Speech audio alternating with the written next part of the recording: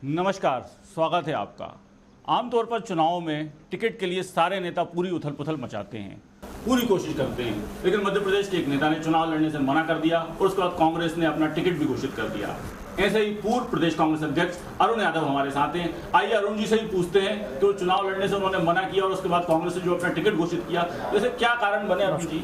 क्या आपने एकदम 4 महीने से पूरी कवायद चल रही थी अरुण जी चुनाव लड़ेंगे? इसका कोई ऐसा विशेष कारण नहीं था, और चूंकि मेरा ऑलरेडी वो क्षेत्र है तो मैं तो सदैव वहीं काम करता रहा हूँ। 5 बार इलेक्शन में लड़ लिया हूँ, तो मैंने खुद ने निवेदन किया पार्टी से कि अब कुछ नए निष्ठावान लोगों को मौका मिलना चाहिए।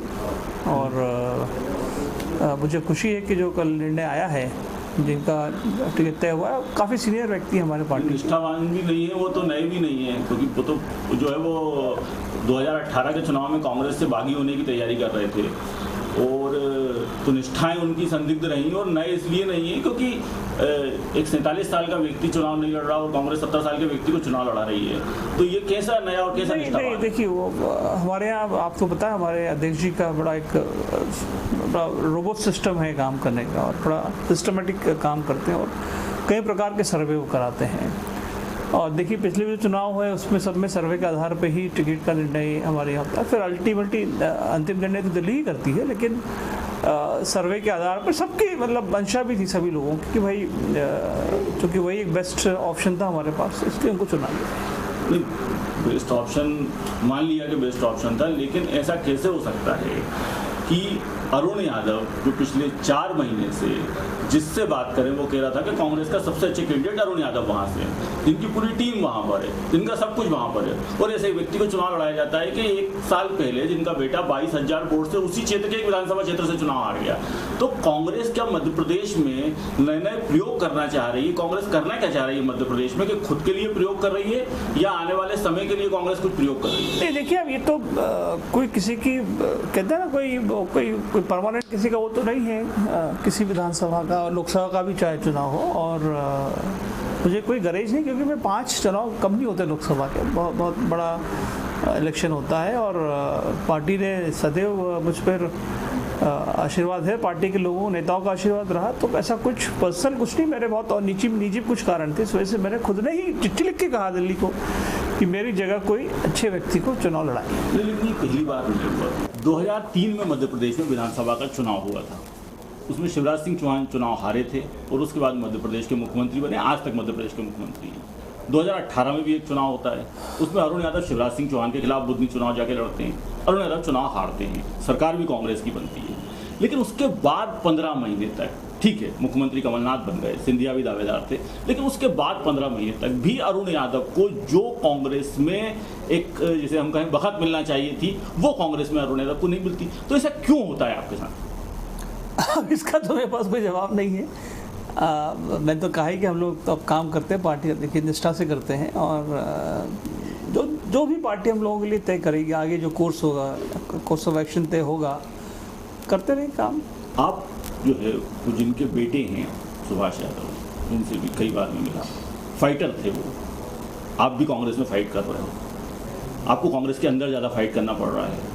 तो जो है मध्य प्रदेश की इस समय जो स्थिति है, जो किसानों की स्थिति है, मध्य प्रदेश में और भी जो स्थितियां हैं, क्या आपको लग रहा है कि विपक्ष में रहते हुए कांग्रेस उन सब मुद्दों को ठीक से उठा पा रही है? देखिए अब कुछ है चीज़ें जो हम लोग मिस कर रहे हैं, और किसान तो देखिए तो फोकस है किसी भी पॉलिटिकल पार्टी के लिए, और अक्सर अगर आप नेशनली भी देखोगे तो बिना किसान की बात के कोई जिंदा कोई भी पार्टी जीवित नहीं हो रह सकती है। दूसरा एक बड़ा फैक्टर ओबीसी का इस समय चल रहा है कि जो है वो ओबीसी को 27% आरक्षण मिलना चाहिए, ये एक बात आ रही है।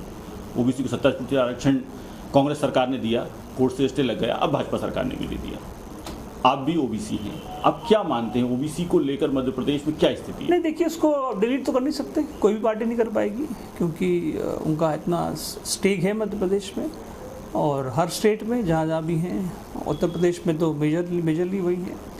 तो हम उसको नकार नहीं पाएंगे अपने एक्शन प्लान में, उसको हमें साथ में रखना ही पड़ेगा।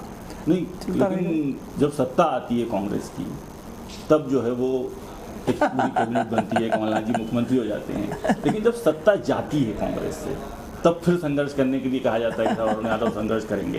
तो क्या कांग्रेस में जो नेता संघर्ष करेगा पद उसको मिलेगा, ये कांग्रेस आने वाले समय में करेगी क्या आपको लगता है? आप देखिए, ये मैं इसके लिए मैं अधिकृत भी नहीं हूँ उस बात को इस पर कोई ऐड करने के लिए, क्योंकि ये सब चीज़ें अल्टीमेटली तो दिल्ली से ही होती सारी चीज़ें। किसको क्या काम मिलेगा, किसको किस काम में लगना है, तो ये जो दिल्ली जो तय कर देगी आप तो करेंगे। आप पार्टी में तो काम तो करना ही है। अब अपनी जगह कहाँ देखते हैं? दिल्ली की पॉलिटिक्स में देख रहे हैं, अभी आपको लग रहा है कि मध्य प्रदेश की पॉलिटिक्स में? नहीं, मैं अभी तो आपने दोनों जगह राजनीति करी। अब आप दिल्ली में रही, काफ़ी दिन तक रहे, 15 साल रहे दिल्ली में, और सभी जो अमूमन एक संगठन में भी, सत्ता में भी, सभी चीज़ों करने का एक्सपीरियंस भी मिला, अच्छा भी लगा। राहुल जी के साथ भी काम करने का अवसर मिला, वो हमारे नेता भी हैं। अब हमारा भविष्य तो वही तय करेंगे। वो कहेंगे कि मध्य प्रदेश में तो यहाँ रहेंगे, वो कहेंगे गांव चले तो गांव चले जाएंगे, युवाओं को वो कहेंगे दिल्ली आ तो दिल्ली चले जाएंगे। युवाओं की बात हमेशा होती है, जब भी कोई रैली होती है तो युवाओं की बात होती है। क्या आपको लगता है कि युवाओं को कांग्रेस आगे ला रही है? क्योंकि मैं आपको एक उदाहरण बताता हूँ।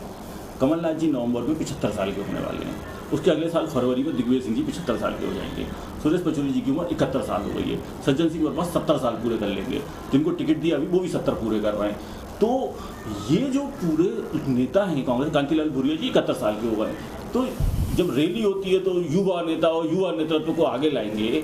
और जो कांग्रेस की पूरी टीम है मध्य प्रदेश में इस समय, जिनको हम कहें वर्किंग टीम जो कांग्रेस की है, उस सबकी उम्र जो है वो 70 पार जा रही है। तो आपको ऐसा लगता है कि 23 में, चलो आपने कहा कि हम सरकार बनाएंगे, या 28, तो कांग्रेस का बहुत छोटा सोच के काम नहीं करे? क्योंकि 23 में 77 साल के होंगे कमलनाथ, तो 77 साल के होंगे दिग्विजय सिंह। क्या आपको लगता है कि मध्य प्रदेश का युवा 77 साल के व्यक्ति को चुनाव में वोट देगा? नहीं, देखिए अभी 18 में तो आपने देखा कि कई, जब मैं पीसी प्रेसिडेंट बना तो हमने मेन फोकस ही रखा कि नए लोगों को तैयार करो। तो क्या उसमें कुछ लोग टिकट भी मिले, काफ़ी लोग जीत कर भी आए, बहुत सारे फर्स्ट टाइमर्स हैं जो। आप 40 साल के थे जब पीसीसी प्रेसिडेंट बने थे, मैं यही बोल रहा हूँ कि आप 40 साल के थे जब पीसीसी प्रेसिडेंट बने थे, और अगले चुनाव में जो आपका नेतृत्व अभी जो लोग कह रहे हैं कि वो 77 साल के करेंगे, तो क्या आपको लगता है कि ये जो 37 साल का गैप है कांग्रेस का, ये 37 साल का गैप कांग्रेस को आने वाले समय में भारी पड़ने वाला है? नहीं, अब चेंज ओवर तो हो ही रहा। देखिए, अब सोनिया जी के बाद राहुल जी आए, बने ही वो अध्यक्ष बने, हमारा नेतृत्व उन्होंने किया, और जब वो आए तो मध्य प्रदेश में मैं उन्हीं की खोज हूँ, उनकी वजह से मुझे मौका मिला। अब यहाँ जीतू पटवारी है, उमंग है, नए लोगों में कमलेश है, सचिन है, जेवी है, कुणाल है, तो नए लोग आ रहे हैं, तैयार तो फौज हो रही है। दूसरा, जब भी इस तरह की कोई घटना होती है, जैसे आपने चुनाव लड़ने से मना करा या जो भी इस तरह की घटना होती है, तो एकदम से एक बात निकल के आती है कि अरुण यादव जी बीजेपी में जा रहे हैं। तो ये भी बड़ा दुर्भाग्य है। ये ऐसा नहीं लगता कि ये कहीं कुछ कांग्रेस के नेताओं की ही कहीं कोई साजिश तो नहीं होती, जो हर थोड़े दिन में इस बात को फैलाते हैं? मैं इसको ऐसा है कि जब भी किसी पद की, जब भी किसी चीज की बात होती है, जब भी कहीं बात होगी कि प्रदेश अध्यक्ष बदल सकता है, तब एक कहीं से सुरी निकल के आती है कि अरुण यादव तो बीजेपी में जाने वाले हैं। तो ये कहीं ऐसा नहीं है कि बीजेपी की जगह कांग्रेस से आ रही है? अब इसको तो छोड़िए, तो ऐसा है ना कि बात निकलेगी तो दूर तक जाएगी, तो उसमें न पड़े तो ठीक रहेगा। ये चलता है, हर आदमी का अपना एक काम करने का ढंग है। और आपने ठीक फरमाया कि जब मैं कुछ अच्छी सच्ची बात करता हूँ, पार्टी हित की बात करता हूँ, तो मुझे एक क्वेश्चन मार्क मुझ पर लगा दिया जाता है। तो ठीक है, अब किसी का हम लोग कौन क्या क्या इसके बारे में मैं कुछ कह नहीं सकता, किसी का मुँह तो मैं पकड़ नहीं सकता हूँ। लेकिन ये नेता कांग्रेस क्यों छोड़ रहे हैं? जैसे अभी सुलोचना रावत और विशाल रावत 50 साल से कांग्रेस ही थी, ऐसा नहीं कि कोई सुलोचना रावत कांग्रेस की नई नेता थी, 2-4 साल रही, उन्होंने एकदम कांग्रेस छोड़ दी, तो नेता कांग्रेस क्यों छोड़ रहे हैं? ये गंभीर मसला है, इस पर हम लोगों को बिल्कुल चर्चा करने की जरूरत है। लेकिन क्या अब इस मुहिम को अरुण यादव आगे बढ़ाएंगे कि जो नेता कांग्रेस से जा रहे हैं वो क्यों जा रहे हैं? कांग्रेस में ऐसा क्या है? क्योंकि किसी ना किसी को तो ये बात आगे करना ही पड़ेगा। देखिए, मैंने कल भी एक टीवी में कहा था कि कम्युनिकेट नहीं कर पा रहे हैं आपस में, सब लोग अपनी अपनी इसमें लगे हुए हैं, और सबको चिंता करनी पड़ेगी। अरुण यादव अकेले तो मैं कोई बहुत बड़ा नेता अभिनेता तो हो नहीं पार्टी का, कार्यकर्ता हूँ छोटा सा गांव का, तो ये तो सबकी जिम्मेदारी है। तो शुरू दिल्ली से हो, फिर मध्य प्रदेश भोपाल से हो, फिर गांव तक जाइए, बात तो करना ज़रूरी है, बहुत ज़रूरी है। क्यों गया, क्या कारण हुआ, उसकी गहराई में जाना पड़ेगा, उससे डिस्कस करना पड़ेगा, बात करनी पड़ेगी। संवाद तो हो, संवाद नहीं हो पा रहा है, बड़ी कमी है। ज्योतिरादित्य सिंधिया भाजपा में चले गए, उसको कैसे देखते हो आप? देखिए, मुझे विश्वास नहीं हो रहा, अभी भी नहीं होता है कि अरे हम तो साथ ही काम करते थे, वो मंत्री थे मैं भी मंत्री था, वो 2 बार सांसद, मैं भी 2 बार सांसद बना, जबकि उनसे पहले मैं पीसी प्रेसिडेंट बन गया। तो दुख हुआ, क्योंकि पार्टी ने भी सब कुछ दिया। मुझे याद है कि जब राहुल जी के साथ मीटिंग हो तो सबसे ज़्यादा उन्हीं को तवज्जो मिलती थी, सोनिया गांधी जहाँ मीटिंग हो तो सबसे पहले सिंधिया से बात की जाती थी। पार्टी ने सर माथे पर बिठाया, उनको सब कुछ दिया। अब अपने निजी स्वार्थों से, बहुत जल्दी थी उनको हर चीज़ की, व्यक्तिगत स्वार्थों से इतना बड़ा कांड उन्होंने किया। और एक अच्छी सरकार जो मैंडेट जनता ने प्रदेश की दिया था उसको गिरा दिया इन लोगों ने मिलकर, भारतीय जनता पार्टी के साथ में मिलकर। आपकी बात बिल्कुल सही हो सकती है, आदमी को दल नहीं छोड़ना चाहिए, लेकिन व्यक्तिगत स्वार्थ भी आपकी बात सही होती है। लेकिन कहीं ऐसा भी तो नहीं था, जैसा मैं नहीं कह रहा कि आप कहीं जाओगे, लेकिन कभी कभी किसी व्यक्ति को इतना प्रताड़ित कर दिया जाए कि वो उसके व्यक्तिगत स्वार्थ है जब सेकंड ले जाए, लेकिन कभी कभी इतना प्रताड़ित कर दिया जाए कि कोई जैसे कहेंगे कोई पर्दे के पीछे से जिसे कहा जाता है सरकार चल रही थी और कुछ लोग जो है सरकार चला रहे थे, तो ये भी एक व्यक्ति कारण बनता है। जो आपने भी कहा कि लोग कांग्रेस छोड़ के जा रहे हैं, तो ये भी एक कारण बनता है क्या? अब बहुत इसकी बहुत डिटेलिंग अभी नहीं मैं कह सकता हूँ, लेकिन हाँ कहीं ना कहीं देखिए इट्स टू वे, दोनों तरफ से होता है। हो सकता है हमारी भी कमी रही होगी, मैं नहीं कहता कि हमारी कमी नहीं होगी। हम भी एक दल चलाते हैं, एक सरकार चलाते हैं, तो हो सकता है कि आप आए हो मैं ना मिल पाया हूँ आपसे, तो आप नाराज़ हो गए, यार मैं गया था वो मिले ही नहीं मुझसे, देखो मैं 2 घंटे बैठे रहा। तो कहीं इस दोनों तरफ से हो सकता है कुछ कमी रही होगी, लेकिन इतना बड़ा स्टेप एक सरकार को गिरा देना, और 2 पार्टी ने आपको सब कुछ दिया, आपके पिताजी को सब कुछ दिया, ऐसा तो नहीं कि सिंधिया परिवार को कांग्रेस ने कुछ नहीं दिया, ऐसा तो वो आप भी जानते हैं, आपने इतिहास देखा सिंधिया का कांग्रेस पार्टी में। और वो अपकमिंग लीडर थे, अब ऐसा हो सकता है इनके बाद शायद उनका ही नंबर लगता, हमसे पहले उनका नंबर लग जाता, तो उनको धैर्य रखना चाहिए था।